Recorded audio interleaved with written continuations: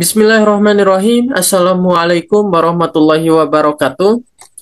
Kami Wah, dari kelompok 3 akan memaparkan sebuah materi berkenaan teori grouping atau grouping teori yang digagas oleh Irving L. Janis dan juga grouping teori dalam perspektif Islam. Saya Fataul Abdi Al-Farizi dan juga rekan-rekan kami yang ada Firman Aulia Widodo, lalu ada Muhammad Pora Salamatul Hidayah dan juga Muhammad Al-Farizi. Latar belakang teori grouping. Teori grouping atau pikiran kelompok ini digagas dan dikenalkan oleh sebuah psikolog sosial, seorang ilmuwan yang bernama Irving L. Janis. Beliau adalah ilmuwan psikolog sosial yang berasal dari Amerika Serikat. Beliau menggagas dan juga memperkenalkan teori grouping itu melalui bukunya yang berjudul Victims of Groupthink pada tahun 1972. Nah, teori ini lahir tidak terlepas dari keprihatinannya terhadap sebuah fenomena yang bisa dibilang itu sebuah kegagalan di dalam pengambilan keputusan di dalam kelompok-kelompok elit yang seperti dalam lingkungan politik ataupun organisasi besar sekalipun. Yang dimana beliau mengatakan yang seharusnya sebuah organisasi atau sebuah lingkungan politik itu menghasilkan sebuah keputusan yang sifatnya bijaksana, justru kelompok tersebut berakhir dengan kegagalan fatal. Nah, jadi sebuah teori grouping ini tuh sebagai bentuk selain keprihatinan itu sebuah menjadi sesuatu hal yang patut untuk menjadi bahasan bagi Irving L. Janis, bahwasanya dalam sebuah grouping ini tuh harus adanya sebuah kesadaran gitu, yang dimana grouping ini itu tidak boleh fokus gitu hanya dalam kebersamaan harmoni, akan tetapi kita mengorbankan sebuah pemikiran kritis dan juga penilaian yang objektif. Nah, Muhammad Pora akan menjelaskan apa itu teori grouping. oke, baik. Terima kasih kepada Pak Tawul. Ya, kita langsung masuk kepada apa itu teori grouping. Nah, teori grouping atau teori pemikiran kelompok lahir dari penelitian panjang yang tadi disebutkan, yaitu Irving L. Janis. Janis menggunakan istilah grouping untuk menunjukkan satu metode berpikir sekelompok orang yang sifatnya terpadu. Nah, ketika usaha-usaha keras yang dilakukan anggota-anggota kelompok untuk mencapai kata mufakat daripada setuju semuanya, ya. Nah, untuk mencapai kebulatan suara kelompok, ini mengesampingkan motivasinya untuk menilai alternatif tindakan secara nyata. Grouping dapat didefinisikan sebagai suatu situasi dalam proses pengambilan keputusan yang menunjukkan timbulnya kemerosotan efisiensi mental, pengujiannya realitas, dan penilaian moral yang disebabkan oleh tekanan-tekanan kelompok. Seperti itu. Lanjut slide.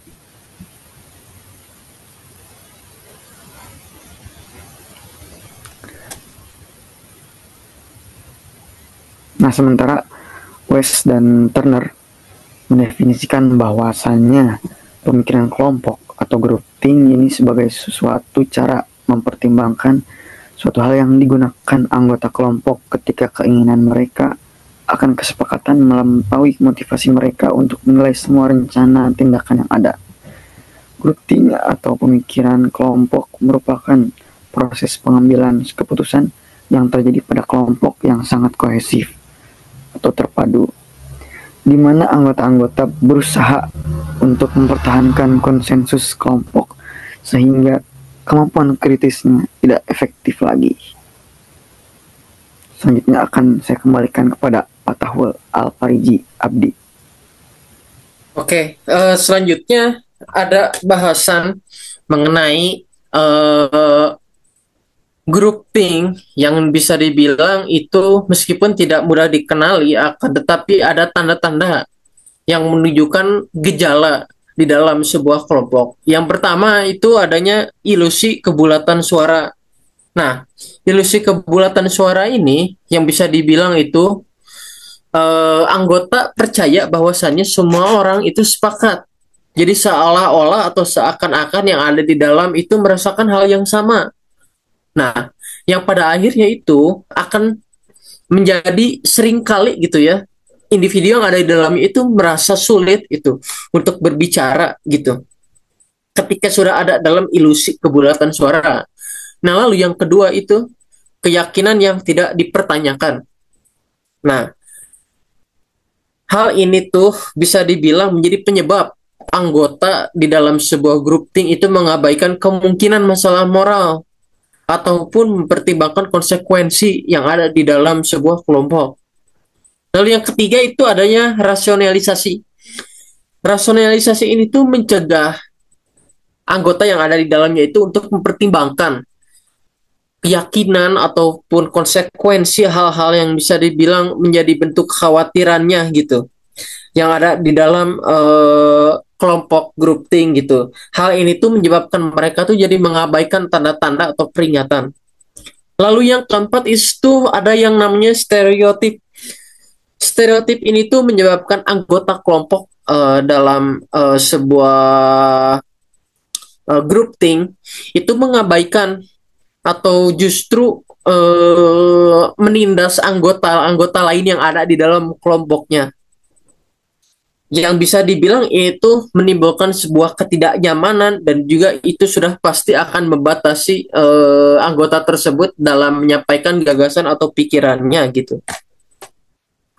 Nah, lalu yang selanjutnya itu penyensoran diri. Nah, penyensoran diri ini tuh bisa dibilang menyebabkan sebuah anggota yang ada di dalam sebuah grouping ini menjadi merasa ketakutan, khawatir yang berlebihan gitu. Dan juga mereka tuh punya pemikiran gitu.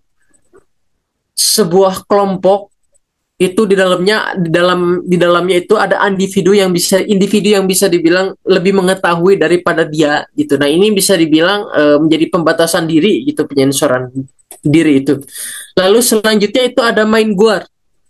Nah, alih-alih penyensoran diri itu membatasi diri, mind guard itu individu yang membatasi individu yang lain gitu dalam aktif membagikan sebuah idenya, aktif dalam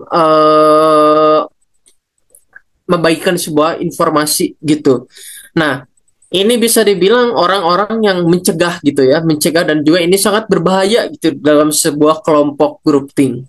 Nah, lalu selanjutnya itu ada ilusi kekebalan. Nah, ilusi kekebalan ini itu bisa dibilang seolah-olah anggota yang ada di dalamnya itu optimis, akan tetapi optimis yang berlebihan, yang di mana optimisnya itu berdampak pada melalaikan apa? Melalaikan dalam memikirkan konsekuensi yang ada di dalam kelompok gitu ketika ingin mencapai sebuah tujuan.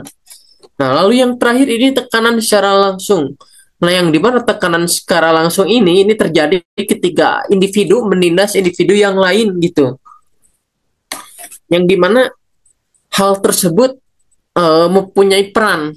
Hal-hal tersebut punya peran apa gitu sebagai penekan terhadap individu lain, antara merasa ketakutan yang pada akhirnya menciptakan sebuah batas yang bisa disebut tadi penyensoran diri, ataupun sebagai alat patuh apa agar individu yang di dalamnya itu tidak berontak gitu, atau tidak menyuarakan sebuah kontradiksinya di dalam kelompok gitu. Yang itulah yang bisa dibilang keharmonisan yang terlalu berlebihan yang pada akhirnya menyempitkan pemikiran kritis gitu.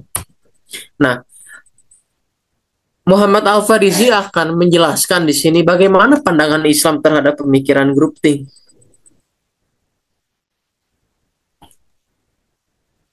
Baik, selanjutnya yaitu ada groupthink dalam perspektif Islam. Dalam Islam, berpikir kritis adalah bagian dari akhlak intelektual yang dianjurkan. Allah memerintahkan manusia untuk menggunakan akal, merenungkan, dan mencari kebenaran dengan ilmu. Dalam dalil Al-Quran, Quran Surat Al-Hajj ayat 46, maka apakah mereka tidak berjalan di muka bumi? Lalu mereka mempunyai hati yang dengan itu mereka dapat memahami atau mempunyai telinga yang dengan itu mereka dapat mendengar. Hal tersebut ada berkontradiksi antara teori groupthink. Dalam perspektif Islam, bahwasanya groupthink menyebabkan anggota kelompok menerima keputusan tanpa mempertanyakan atau menganalisisnya. Akibatnya pemikiran menjadi tertutup dan cenderung mengikuti mayoritas tanpa mempertimbangkan kebenaran. Lanjut. Lalu selanjutnya, Islam mengajarkan bahwa kebenaran atau al-haq harus menjadi prioritas utama, bukan hanya kesepakatan kelompok. Jika suatu kelompok lebih mementingkan keharmonisan dan menghindari konflik dibandingkan mencari kebenaran, maka hal ini bertentangan dengan ajaran Islam dalam Al-Quran, Quran Surat Al-Isra ayat 36, yang artinya, dan janganlah kamu mengikuti apa yang tidak memiliki ilmu tentangnya. Sesungguhnya pendengaran, penglihatan, dan hati semuanya itu akan dimintai pertanggungjawaban. Dalam gejala groupthink cenderung membuat anggota kelompok menekan atau mengabaikan perbedaan pendapat demi menjaga kesatuan, yang dimana Islam sangat tidak menyukai perbuatan tersebut. Mencari kebenaran lebih penting daripada sekadar menyetujui pendapat kelompok.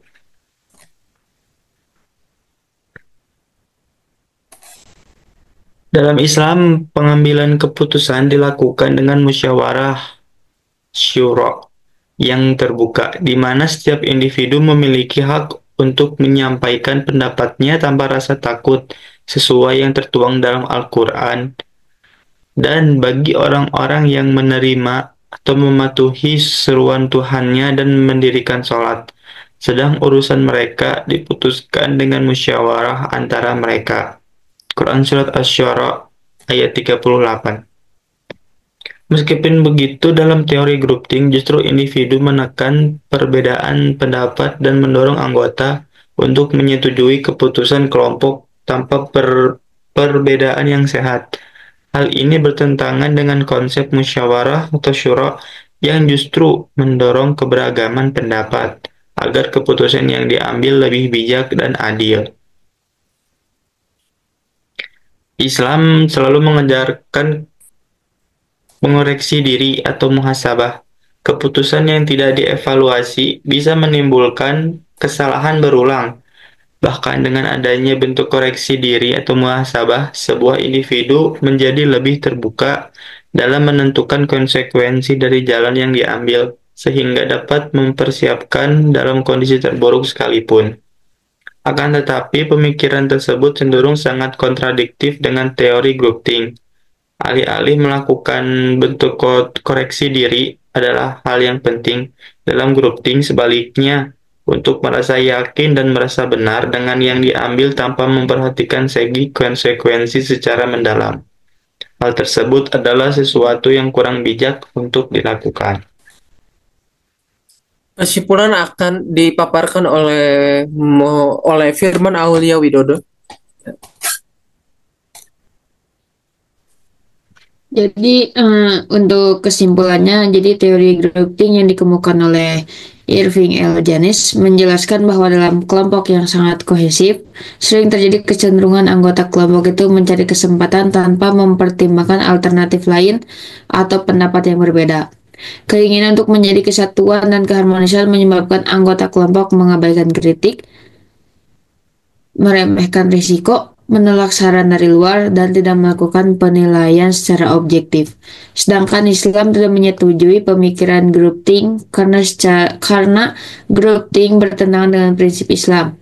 Islam menuntut kejujuran intelektual, keterbukaan dalam bermusyawarah, penolakan terhadap taklid yang buta, keadilan dalam menghargai setiap pendapat, serta selalu mengedepankan kebenaran di atas kehendak kelompok. Islam menekankan berpikir kritis dan bermusyawarah dengan adil, sementara groupthink justru menekankan kritik dan mematikan proses tersebut. Nah, dari pemaparan tadi ini bisa dibilang ada kaitannya dengan sebuah bahasan di dalam kelompok kami yang sangat menarik itu, yang bisa dibilang ini ya berkaitan dengan sport gitu ya, olahraga gitu ya, yang bisa dibilang kita tahu gitu ya, olahraga bola gitu yang sangat mendunia nih. Nah, akan dijelaskan nih oleh Muhammad Pora gitu mengenai keterkaitan groupthink tersebut dengan dunia sport gitu ya, bola. Bagaimana? Oke, bismillah ya. Jadi jika kita kaitkan antara groupthink dengan sepak bola, itu sangatlah terkait ya, hubungan erat. Yang mana groupthink ini mengedepankan komunikasi dan juga hasil dari apa yang diusahakan itu. Dengan komunikasi yang baik, dengan pemikiran yang baik, pemikiran grup gitu ya, maka akan tercipta situasi di mana kita bisa memenangkan pertandingan, yang mana itu akan membuat kita berada pada posisi yang baik, yaitu kemenangan ya. Nah, intinya apa? Intinya adalah dalam suatu kasus yang ada, dalam suatu fenomena kehidupan, pemikiran-pemikiran dalam kelompok itu sangatlah penting ya, karena dengan pemikiran yang positif, pemikiran yang baik, maka akan tercipta hasil yang baik pula. Nah, berbeda jika kita kurang dalam komunikasi, kurang dalam pemikiran grup ya, maka akan tercipta hasil yang buruk juga. Seperti kemarin kita bisa ketahui bahwasannya pertandingan antara timnas kita kemarin ya, kurang adanya komunikasi yang baik mungkin dari pihak tertentu sehingga hasilnya buruk ya. Bisa kalian lihat saja gitu di media sosial atau di internet ya hasilnya ya, karena implikasi yang buruk dari antara pemain dan pelatih gitu, sehingga hasilnya tidak memuaskan gitu. Jadi intinya adalah komunikasi kelompok itu sangat harus diutamakan. Kayak gitu Kang. Untuk selanjutnya saya kembalikan lagi ke Fatahul. Ya, saya setuju gitu ya.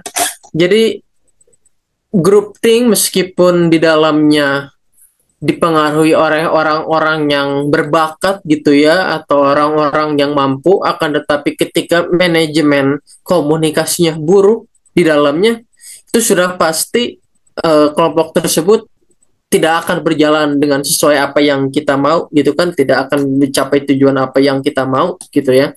Sehingga ini selaras dengan nada Irving L. Janis gitu ya, ketika sebuah lembaga besar gitu ya, atau politik gitu ya, di dalamnya itu diisi oleh orang-orang yang berpengaruh, yang seharusnya itu menciptakan sebuah tujuan gitu atau hasil yang bijak gitu ya, alih-alih melakukan hal tersebut malah sebaliknya gitu, yang dimana selalu terlalu menekankan gitu ya, menekankan bisa dibilang apa yang Irving bilang itu keharmonisan. Nah, sama hal yang ada di dalam bola mungkin ya, menekankan keharmonisan dalam bentuk sebuah bungkus kerjasama, akan tetapi tidak ada gitu solusi yang tepat gitu di dalamnya, seperti itu ya.